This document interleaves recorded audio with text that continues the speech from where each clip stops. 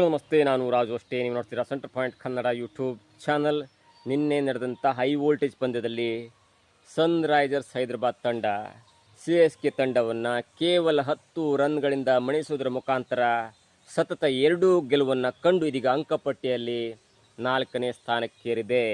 ಇನ್ನು ನಿನ್ನೆಯ ಪಂದ್ಯದ ಬಗ್ಗೆ ಅಪ್ಡೇಟನ್ನು ನೋಡ್ತಾ ಹೋದರೆ, ನಿನ್ನೆಯ ಪಂದ್ಯ ತುಂಬ ರೋಚಕವಾಗಿತ್ತು. 2 ಪಂದ್ಯ ಕೂಡ ರೋಚಕವಾಗಿತ್ತು. ಒಂದು ಚೆನ್ನಸ್ವಾಮಿ ಸ್ಟೇಡಿಯಂ ನಡೆದಂಥ RCB ವರ್ಸಸ್ ಡೆಲ್ಲಿ ಟೀಮ್ನ ವಿರುದ್ಧ ನಡೆದಂಥ ಪಂದ್ಯದಲ್ಲೂ ಕೂಡ RCB ಸೋತರೂ ಕೂಡ ಒಂದು ರೋಚಕ ಪಂದ್ಯವಾಗಿತ್ತು. ಅದು ಕೊನೆಯ ಓವರ್ನಲ್ಲಿ ಕಂಪ್ಲೀಟ್ ಆಗುತ್ತೆ. ಇನ್ನು ಎರಡನೇ ಪಂದ್ಯದಲ್ಲೂ ಕೂಡ CSK ಮತ್ತು ಸನ್ರೈಸರ್ಸ್ ಹೈದರಾಬಾದ್ ತಂಡದ ನಡುವೆ ನಡೆದಂಥ ಪಂದ್ಯದಲ್ಲಿ 194 ರನ್ಗಳ ಟಾರ್ಗೆಟ್ ನೀಡಿದಂಥ ಹೈದರಾಬಾದ್ ತಂಡದ ವಿರುದ್ಧ ಆ ಟಾರ್ಗೆಟನ್ನು ರೀಚ್ ಮಾಡಲು CSK ತಂಡ ವಿಫಲವಾಗಿ ಯಾರೂ ಕೂಡ 35-40 ರನ್ ಹೊಡಲಿಕ್ಕೆ ಸಾಧ್ಯವಾಗದಿದ್ದ ಕಾರಣಕ್ಕಾಗಿ 10 ರನ್ಗಳಿಂದ ಸೋತು ಸುಣ್ಣವಾಗಿದೆ. ಈಗ ಟೂರ್ನಮೆಂಟಿಂದ ಭಾಗಶಃ 3 ಟೀಮ್ಗಳು ಹೊರಬರುವಂಥ ಸಾಧ್ಯತೆ ಇದೆ.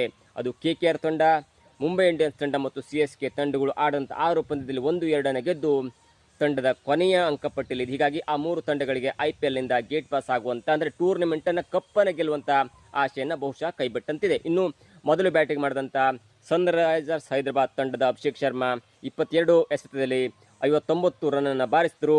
ಅದರಲ್ಲಿ ಭರ್ಜರಿ 6 ಬೌಂಡ್ರಿ ಇತ್ತು, ಜೊತೆಗೆ 4 ಅಮೋಘ ಸಿಕ್ಸರ್ಗಳು ಕೂಡ ಇತ್ತು. ಅವರ ಜೊತೆ ಆಡಿದಂಥ ಟ್ರಾವಿಸ್ ಹೆಡ್ ಕೂಡ 23 ರನ್ನನ್ನು ಹೊಡೆದು ಭರ್ಜರಿಯಾಗಿ ಮಿಂಚ್ತಾರೆ. ಜೊತೆಗೆ 5 ಓವರ್ನಲ್ಲಿ 70 ರನ್ಗಳ ಟಾರ್ಗೆಟನ್ನು ಕೂಡ ರೀಚ್ ಮಾಡ್ತಾರೆ ಪವರ್ ಪ್ಲೇಯಲ್ಲಿ. ಅದಾದ ನಂತರ ಅದಾದ ನಂತರ ಬಂದಂಥ ಹೆನ್ರಿಚ್ ಕ್ಲಾಸನ್ ಭರ್ಜರಿಯಾಗಿ 59 ರನ್ಗಳ ಕಾಣಿಕೆ ನೀಡಿದ್ರ ಮುಖಾಂತರ ನಿಗದಿತ 20 ಓವರ್ಗಳಲ್ಲಿ 8 ವಿಕೆಟ್ಗಳನ್ನು ಕಳ್ಕೊಂಡು 194 ರನ್ನನ್ನು ಮಾಡುತ್ತೆ SRS ತಂಡ.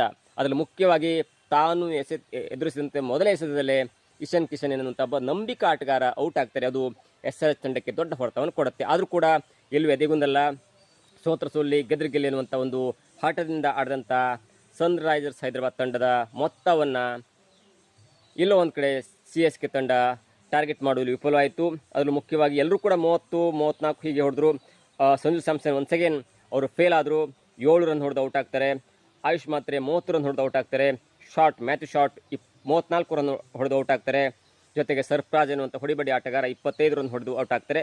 ಅದಾದ ನಂತರ ಶಿವಮ್ ದೇವ್ ಅವರು ಇವರೆಲ್ಲ ಸೇರಿ 10-20 ಎಲ್ಲ ಸೇರಿ 184 ರನ್ನನ್ನು ಮಾಡುವಲ್ಲಿ ಮಾತ್ರ ಸಫಲರಾಗ್ತಾರೆ. ಮತ್ತು 194 ರನ್ ಟಾರ್ಗೆಟ್ ಇದ್ದಂಥ ಟಾರ್ಗೆಟನ್ನು, ಅಂದರೆ 194 ರನ್ಗಳ ಟಾರ್ಗೆಟನ್ನು ರೀಚ್ ಮಾಡದೆ 184 ರನ್ನನ್ನು ಮಾಡಿ 10 ರನ್ಗಳಿಂದ ವಿರೋಚಿತವಾಗಿ ಸೋಲನ್ನು ಒಪ್ತಾರೆ. ಅದರಲ್ಲೂ ಮುಖ್ಯವಾಗಿ ಇಶಾನ್ ಮಾಲಿಂಗ, ಅಂದರೆ ಹೈದರಾಬಾದ್ ತಂಡದ ಇಶಾನ್ ಮಾಲಿಂಗ ಅವರು ತಾನು ಎಸೆದಂಥ 4 ಓವರ್ಗಳಲ್ಲಿ 29 ರನ್ನನ್ನು ನೀಡಿ ಬರೋಬ್ಬರಿ 3 ವಿಕೆಟ್ ಪಡ್ಕೋತಾರೆ.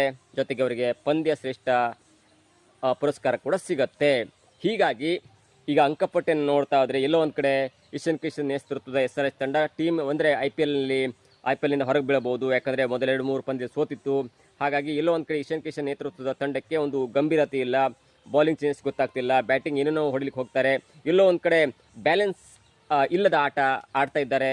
ಒಂದು ಕಡೆ ಹೊಡೆದು 250 ರನ್ ಹೊಡೆದು ಬಿಡ್ತಾರೆ, ಆದರೆ ಅದನ್ನು ಡಿಪೆಂಡ್ ಮಾಡ್ಕೊಳ್ಳಿಕ್ಕೆ ಆಗಲ್ಲ ಎನ್ನುವಂಥ ಒಂದು ಕಳಂಕ ಇತ್ತು. ಆದರೆ ಹೈದರಾಬಾದ್ನ ರಾಜೀವ್ ಗಾಂಧಿ ಸ್ಟೇಡಿಯಂನಲ್ಲಿ ನಡೆದಂಥ 2 ಪಂದ್ಯದಲ್ಲಿ ಬ್ಯಾಕ್ ಟು ಬ್ಯಾಕ್ 2 ಪಂದ್ಯವನ್ನು ವಿನ್ ಆಗುವ ಮುಖಾಂತರ ಅಂಕಪಟ್ಟಿಯಲ್ಲಿ 4ನೇ ಸ್ಥಾನಕ್ಕೇರಿದೆ ಇಶಾನ್ ಕಿಶನ್ ನೇತೃತ್ವದ ಈ ಸನ್ರೈಸರ್ಸ್ ಹೈದರಾಬಾದ್ ತಂಡ.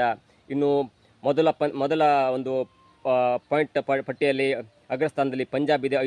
5 ಮ್ಯಾಚನ್ನು ಆಡಿ 4 ಮ್ಯಾಚನ್ನು ಗೆದ್ದು 9 ಅಂಕಗಳೊಂದಿಗೆ ನಂಬರ್ 1 ಸ್ಥಾನದಲ್ಲಿದೆ. ನಮ್ಮ ನೆಚ್ಚಿನ RCB ನಿನ್ನೆ ಗೆದ್ದಿದ್ರೆ ಅದು ನಂಬರ್ 1 ಪಟ್ಟಕ್ಕೆ ಹೋಗ್ತಿತ್ತು, ಆದರೆ ಗೆದ್ದಿಲ್ಲ. ಹಾಗಾಗಿ 6 ಪಂದ್ಯದಲ್ಲಿ 4 ಗೆದ್ದು 2 ಸೋತು 8 ಪಾಯಿಂಟ್ಗಳೊಂದಿಗೆ 2ನೇ ಸ್ಥಾನದಲ್ಲಿದೆ. ಇನ್ನು ರಾಜಸ್ಥಾನ್ ರಾಯಲ್ಸ್ ತಂಡ ತಾನು ಆಡಿದಂಥ 5 ಪಂದ್ಯದಲ್ಲಿ 4 ಗೆದ್ದು 1 ಸೋತು 8 ಅಂಕಗಳೊಂದಿಗೆ 3ನೇ ಸ್ಥಾನದಲ್ಲಿದೆ. ಹೈದರಾಬಾದ್ ತಂಡ 6 ಮ್ಯಾಚ್ನಲ್ಲಿ 3 ಸೋತು 3 ಗೆದ್ದು 6 ಅಂಕಗಳೊಂದಿಗೆ 4ನೇ ಸ್ಥಾನದಲ್ಲಿದೆ. ಆ ನಂತರ ಸ್ಥಾನದಲ್ಲಿ DC ಬರುತ್ತೆ. ಆದರೆ ಇವತ್ತು ರಾಜಸ್ಥಾನ್ ತಂಡ ಏನಾದರೂ ಗೆದ್ದುಬಿಟ್ರೆ they will go to the top 1 list ಅಂತ ಹೇಳ್ಬೋದು. ಏನೇ ಆಗಲಿ, ನಿನ್ನೆ ನಡೆದಂಥ ಪಂದ್ಯ 2 ಪಂದ್ಯ ಕೂಡ ತುಂಬ ಚೆನ್ನಾಗಿತ್ತು. ಆದರೆ ಈ ಮುಖಾಂತರ KKR, ಮುಂಬೈ ಇಂಡಿಯನ್ಸ್ ತಂಡ ಮತ್ತು ಚೆನ್ನೈ ಸೂಪರ್ ಕಿಂಗ್ಸ್ ತಂಡ ಟೂರ್ನಮೆಂಟಿಂದ ಭಾಗಶಃ ಹೊರಬಿದ್ದಿದೆ. ಅದರಲ್ಲೂ ಮುಖ್ಯವಾಗಿ ನಾವು ಗಮನಿಸ್ತಾ ಹೋದರೆ ಬೌಲಿಂಗ್ನಲ್ಲಿ ಇಶಾನ್ ಮಾಲಿಂಗ ಭರ್ಜರಿ ಬೌಲಿಂಗ್, ಜೊತೆಗೆ ಬ್ಯಾಟಿಂಗನ್ನು ಗಮನಿಸ್ತಾ ಹೋದರೆ ಅಭಿಷೇಕ್ ಶರ್ಮಾ ಯಾವ ರೀತಿ ಹೊಡುತ್ತಾನೆ. 1 ಓವರ್ನಲ್ಲಿ 23 ಅಂದರೆ ಸ್ವತಃ 22 ರನ್ನನ್ನು ಹೊಡೆದ್ರು. ಅದು ಎಲ್ಲೋ ಒಂದು ಕಡೆ ಮ್ಯಾಚ್ ಟರ್ನ್ ಆಗುವ ಸಫಲ ಆಯಿತು. ಜೊತೆಗೆ ಕ್ಲಾಸನ್, ಅಂದರೆ ಈ ಹೈಯೆಸ್ಟ್ ರನ್ ಗೆಟರ್ ಈ ಸೀಸನಲ್ಲಿ ಕ್ಲಾಸನ್ ಅವರಿದ್ದಾರೆ. ಹಾಗಾಗಿ ಆರೆಂಜ್ ಕ್ಯಾಪ್ ಹೋಲ್ಡರ್ ಕೂಡ ಹೆನ್ರಿಚ್ ಕ್ಲಾಸನ್ ಅವರಿದ್ದಾರೆ. ಮುಂದಿನ ಪಂದ್ಯದಲ್ಲಿ ಏನಾದರೂ ಗೆದ್ದುಬಿಟ್ರೆ they are also in the competition ಅಥವಾ ಒಂದು ಉತ್ತಮ ತಂಡ ಅಂತ ಹೇಳ್ಬೋದು. ಇದಾಗಿತ್ತು ಇವತ್ತಿನ ವಿಶೇಷ. ನೋಡ್ತಾ ಇರಿ centre point Kannada YouTube channel.